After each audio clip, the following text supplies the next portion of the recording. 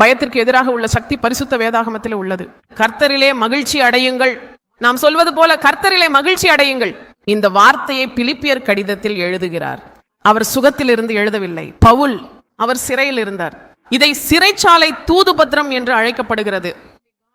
சங்கிலிகளில் இருந்தும் காயங்களுடன் இருந்தும் உணவு மற்றும் தாகத்தால் அவதிப்பட்டு அவர் இந்த கடிதத்தை எழுதுகிறார். நீங்கள் மகிழ்ச்சியாக இருங்கள். நீங்க கர்த்தரிலே மகிழ்ச்சி அடையுங்கள். நீங்கள் எந்த விஷயத்திற்கும் கவலைப்பட தேவையில்லை.